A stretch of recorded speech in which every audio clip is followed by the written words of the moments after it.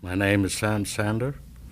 I was born June 6, 1926, in Będzin, Poland, which is about 25 miles from the German border. My family, my personal family, my mom, dad, two brothers and a sister.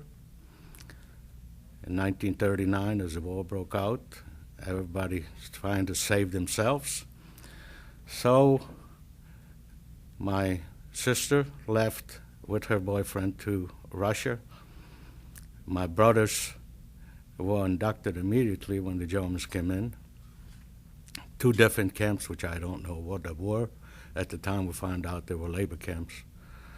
And myself, I was the breadbasket at home. My folks couldn't get any work because they were too old to work. They were 45 and 50, and at that time, they didn't want to take them to work. So I'm the one that had to go to work, which I did, and supported the family as much as I could. We were rationed at certain things like bread, meats, and other vegetables and stuff like that. We could only get so much, so we make do with whatever we had. But at the same time, I worked with some people that did let me go up to the farm and buy some stuff for some other things. But at the same time, the Germans requested that all the Jews had to deliver their valuables or the things that were important to the war, like silver, copper, many other things, especially entertainment things like radios or anything we have in possession, we had to deliver that. If we didn't and we were caught with them, they would shoot you. And at the time we were thinking, when they were talking about shooting somebody, we were talking about, don't worry about it, he's not going to shoot you just because you have. But they did. So everybody was afraid, and they went and delivered whatever they had. I went to school till 1939 when the war broke out, or when the Germans came in to Poland. I never got to go to school. They would not let us take any kind of classes. So personally, I went to about 5th grade, going 6th grade when they came in. That's as far as the education I got. They just burned all the synagogues. They burned all the smaller educational places, and they burned all the educational books and whatever was taken away, and we just went from there. They started out to all the Jews to separate them out from the Gentiles, to what we called a ghetto at that time. So where we lived, we had to leave the place where we lived to move some other places where they could put like you would call it a circle around the area where they could get a hold of us anytime they wanted to. I worked for the German, well, let me call it a company, a shoe company, where they paid me weekly a small amount of money. When I call it a small amount, it's very small. But I worked there mainly to get the pieces of leather that were falling off what we would call the scraps over here. And I had some people that would come up to my house and buy the scraps from us because leather was not available. And they were making military shoes. So whenever you cut out soles, you had a corner. And I used to pick them up every night and take them home. They would let me do that. You couldn't move wherever you wanted to go. You had to wear a Star David or an armband, and you had to be recognized because even the people that lived on the other side of the ghetto, which I'm talking about the Gentile people, could come and harass you and do things, and we couldn't do anything about it. We were strictly there. Whatever the Germans wanted to do, we had to go along for what they wanted to do. And harassment was the biggest part, and there's nothing we could do about it. We just have to live with it. We couldn't go back to tell them, say, don't do that or do it, or don't, why do you do that to me? There was no questions, there was no answer. When he came up and he whipped you, or he pulled you, or he pushed you, You took it the best you could. But 1942 or late 41, they gathered all the Jews at a baseball, let me call it the baseball stadium. And from there, they put us in different kinds of buildings to go ahead and separate the younger from the old. And you could get a card. They have cards of three colors. They were pink, yellow, and blue. The pink card meant what we call now extermination. The yellow card meant you could be there for the time being. The blue card meant you had to go to work. So the place that I worked, the woman came and took me and my parents out of the area, and she had to go up to the next town to get the cards. When she got the cards she brought back yellow cards. They would not give him the blue cards because of my parents not being able to work. I did work, but they would not issue me a blue card because my parents got the yellow cards. From there, a couple months later, the SS came in to my house and took me out to go to work. Where I was going, I didn't know. All I know that they took a group at the outside of right around 25, 30, whatever, and they took us into next town. The name of the town was Sosnowiec. Sosnowiec is right the next town from Benj. They put us on boxcars without food, without water, and sent us off. Where they sent us, we didn't know until we got to the destination. It took about 2 days, 2.5 days to get there, and we found out we went into our first labor camp, which was named Seibersdorf. When we arrived at the camp, they let us keep our clothes. We went in the barracks. There were approximately 50 to 100 people in the barrack. The bunks were double bunks. Looked like they did have a cot on it. And they gave us a blanket, and they gave us a bowl and a cup. And then they called reveille. They took us in and gave us a bowl of soup and a slice of bread, something we didn't have for 2.5 days. And when we got that, they were telling us that we were going to go to work the next day, and that's what we did. The food there was consistent. In the morning, they gave us a bowl of soup, real thin soup. For lunch, they used to bring us soup to the working area, which was dry turnip soup. At night, we would get potato soup or noodle soup or whatever with a slice of bread every 24 hours. The working conditions that we had to do was build a railroad for the German army to go to what they call the Ostfront, which called east to Russia. We worked hours. The hours were really daylight to nighttime. In other words, we left in the morning when daylight, and we went home before night. We were guarded at that particular place by regular army guards, SS supervisors.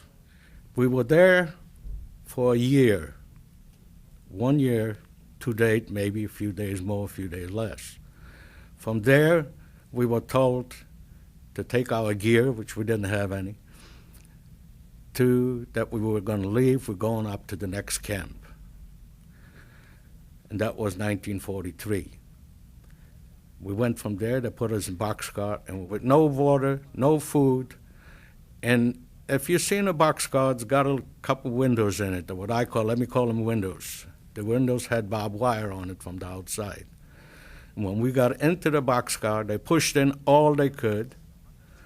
And if the boxcar could hold 100 of them, there was 150 of us in there. If they held more, there were more. They pushed in all they could. And the last ones they went in, they were hit over the head or whatever to get them in to be able to close the doors. The heat was bad enough from the people inside of it, and we didn't get any water or food until we arrived at the next destination.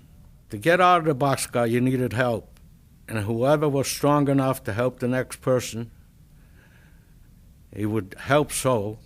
And the main reason was because we didn't get to sit down. We didn't get to lean against each other because that's all there was. So when we got off, our legs were stiff. So and somebody would bend in a hurry, like myself. I bend my legs and I help the next person coming off the top, bringing off maybe 10, 15 people, and then walk away with them because we didn't know what was going to happen after we got off. So when all of us got off to gather us all up, there was right around 500 of us in that particular camp. When we got into the next camp, we got off the boxcars. The 500 were already guarded by SS guards, not anybody else, SS guards. And we marched into the concentration camp. Blechhammer was a concentration camp, and we found out it was a subsidiary of Auschwitz. When we got in there, they put us in the barracks. Again, there were cots, bunks, 2 tiers. They had some cots in it, and they had blankets on it. They gave us a bowl and a cup so we can have something to eat or whatever. And they did give us some soup and a slice of bread at that time.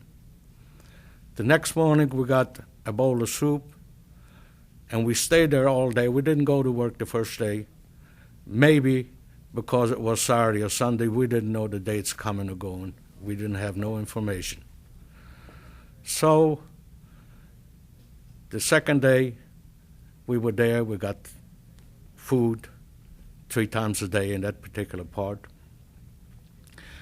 Then a day later, they came in and they told us to come out and take all our civilian clothes off, and they issued us new uniforms, which were striped uniforms, blue and white stripes, with a Star David on the left side, on the left pocket, and it had a triangle with a yellow and red marking. In that particular camp, there weren't only Jews in there. There were Catholics, Protestants, gays, gypsies, and many other denominations of people. They also told us that we were going to get a number on our arm. The number on my side, on my arm, is on my left forearm. My number is 178554. We were tattooed by one of the inmates from that camp. A lot of times, people have asked me, you said, couldn't you run away? Couldn't you do something to help yourself? You were looking with the type of food that they gave you to survive. Survival was the thing. But how can you run away when you got 3 strikes against you? First, you got a uniform that is striped, that none of the Germans have seen before, and we were already inside of Germany. The second thing, you had a number on your arm. And the third thing was they cut out a 2-inch strip from the top of our hair, what I called a reverse mohawk. Instead of having hair growing up, they were just cutting them out of the middle. To go ahead and shave the hair, I was asked by people, Why didn't you shave the hair off from the sides? And then you have no hair. Well, that was not very common in Germany to see a skinhead or a person without hair. If they did, he was one of the robbers or comes out of jail if he didn't have any hair. Late January of 45, all of us had to leave, and we went what they call a dead march. The dead march consists of walking on foot, not in boxcars, on foot to the next camp. They did not tell us where the next camp was. They did not let us take our blankets with us. But it was January, so it was not warm. I would say the degrees out there was right around maybe 10 below, maybe 20 below, maybe 5 above at certain times. And during the day, we walked through the highways, or they call it over there autobahns or whatever. And at night, if any possibilities, they wanted us to stay in the woods. But as we walked through small towns, we never went through big towns. Why? I don't know. I have not really looked up the map to find why. But we always went through small farm towns. And when we went through small farm towns, we dispersed and ran into the different farmers to find food because they didn't feed us on that particular march. So whenever we got a hold of anything is edible, like corn, wheat, sugar beets, potatoes, anything that was edible, we grabbed it and shared it with our friends who didn't have any or who walked slowly because of the weaknesses. At the same time, we could grab water just in a pot or bottles, whatever we found, fill it up with water and dragged it with us. We left Black Ahmed, there was 5,500. Arriving in the next camp, there were 1,200. The rest of them either ran away, got killed, died from walking, or whatever. I don't know, I cannot say what happened to the other people. I have not met any after the war was over. So, naturally, we assumed they were dead. We walked through the woods. We didn't get anything to eat at times. We had snow for water. We also picked some top of the grass. We chewed on that, and we found out it's not bad. Some animals lived on it. Why couldn't we? And we did. It helped because all we were looking is surviving because we knew there was something going wrong with this war, but we did not know what was happening. But when we got into the next camp, which was called Gross Rosen, I was only there for about 2 days, maybe a little more. All I could see around me was dead people. People laying around and begging, or people laying around half dead, people laying around that turned upside down, and people laying around face up with their eyes open, with their tongue sticking out. An SS leader came up and asked for volunteers. They were looking for strong people that can go to work. Well, I was not weak, but I was not strong, but I volunteered to go to work to get out of the place for what I've seen was going on over there. That the next camp that I went to was Buchenwald. Again, you got out of a place that was bad, as I explained before, and got into a place that was worse than the one you just left. Again, somebody came in that looked for volunteers. I don't know why I was a lucky one to go ahead and volunteer. The next camp name was Zweiberger. It was worse than the camp we just left. When they put us in the barracks, we went in, people in the barracks, there were no cots, there were no beds, there were no bleachers, there was a floor and some straw on the floor. The people laying around in that particular place, half dead, half gone, they couldn't get up. The assessor would come up and whip him, trying to get him up. How would somebody get up if you can't get up? So when we just got there, we trying to help him to get up. Well, you stood him up, and if you stay and hold on to him, which was fine. But if you let go, he just fell. So the first thing you did, what we say, you mind your own business. You're trying to survive. You know the next person that you just picked up will not survive. So you're trying the best you can do for yourself. The other thing they had over there that I did not see in the other places was they have a pit. And a pit, what we call it, to clarify what a pit was, it's just like a dump over here. You dig a deep hole and you throw the people in that hole, dead or alive. Now, if they could not work, they were just about dead. If you could work, you went to work. I took the night job over there, and the main reason was because they gave you an extra slice of bread if you worked at night, which helped me survive.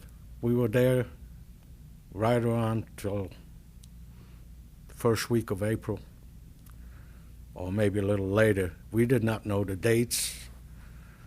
The only thing we knew that it's been so many days that we've been at a certain place. Orders came out, we had to evacuate that particular place. And we knew something was going on, but we did not know what was going on. The civilians wouldn't tell us. You couldn't talk to the SS, so we just took it the best we could. Left that particular place all together on a dead march. As we started marching on foot, we went into different farmhouses and again tried to find food. In the farmhouse, you could always find food. At certain places, they stopped in the farmhouses and they would boil potatoes for us. Or we would run in to the places where the hogs were eating, when they were feeding the hogs and stuff like that, and we jumped there and grabbed their food. And we could eat faster than the hogs did. We needed it. We didn't care how sour it was or what it was on, what kind of flour they put in to make them fat or whatever. But we ate it. I ran into one of the houses and I happened to see some ration marks on the table, and I took that. And I took a bottle of water with me. And when I came back out, the first thing I know, the guard was standing outside the door, like to say, "I'm waiting for you." Well, he tried to hit me in the back with his butt of the rifle, but I jumped pretty fast, and I jumped off the steps. And I went right back in the group. But the guard that was walking with us, they didn't get any food either. So what I did, I told him that I've got some ration marks. If you have any money, you could go out and buy some food, and both of us could eat.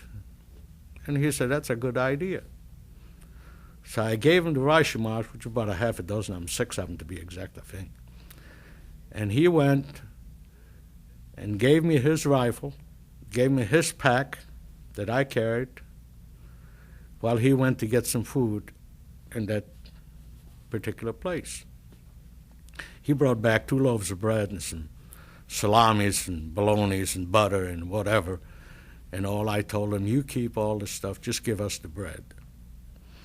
So he went and took out a knife from his pocket and cut a half a loaf of bread. By the way, their bread is not like our bread. Their bread weighs 4-pound loaves, farm bread, and he cut half of it off.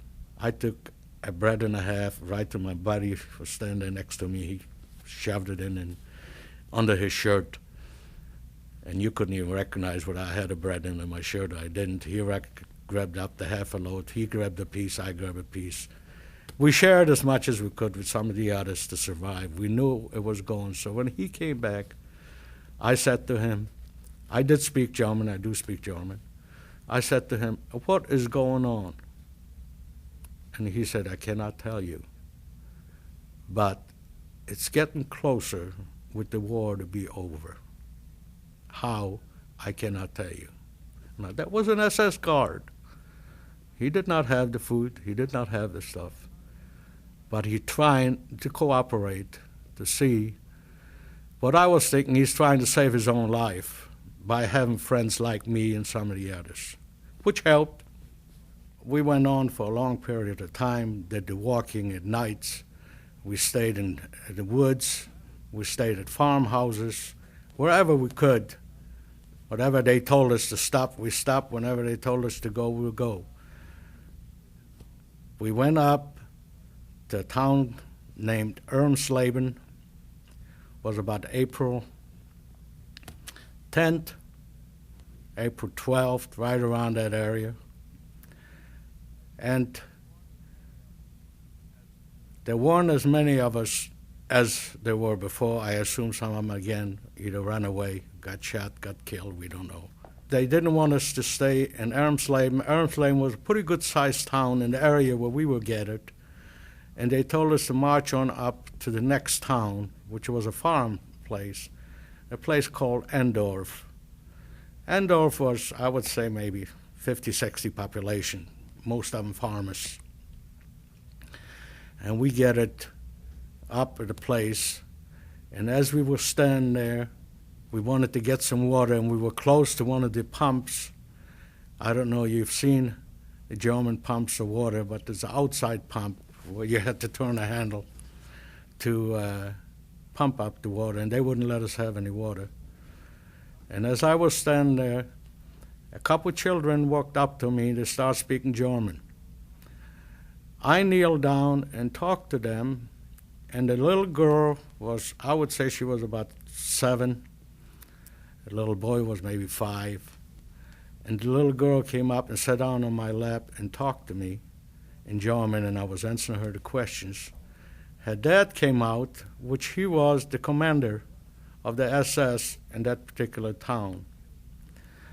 And he grabbed these children off of my lap and grabbed them away, and the first thing I know, the kids are crying, and he's yelling at me, "What are you doing?" I said, "I didn't do anything. I just talked to these kids. I don't know who they are."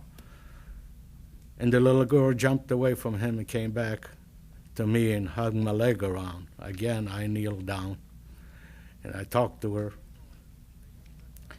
And he gave orders to take the rest of them away and leave me there. At the time, the rest of them were leaving. They were taking shovels and picks with them, which indicated that they were going to dig their own graves to me. And when I went, he took me inside his office, and I can recall it now. It was a black leather sofa sitting in his office that he told me to sit down, and both of his children, one on each side, sitting next to me talking German. And he came back and he asked me, "What are you doing to my kids?" I said, "First, let me explain it to you. I'm not one of them. I'm in the concentration camp for doing something I wasn't supposed to do." So he came back and he asked me, "What did you do?" I said, "I happened to cut a wire, which was going into the radio, intelligence, I guess, I don't know. The bowl I had a hole in it, and I needed something to hang it on, so I cut the wire. I took a piece of the wire and hung it on the bowl. And they put me in concentration camp as being a spy." I said, "Really, I am a German. I speak German. I was raised in German." He said, "Where were you raised?" I said, "In Bensburg, which is in Oberschlesien." And he said, "Bensburg." I said, "Yeah." "You speak good German?" I said, "Yeah." And that what saved my life. The afternoon of that day, all of a sudden they disappeared. In the afternoon of that day, the American Army came in to that little town, and the shooting was going on so much that the American Army pulled back out. I did not know that was the American Army, but they looked different than the German Army, that's all I can say. And I stayed in that office, and then I went in on a farm to get away from the buildings because of the shooting.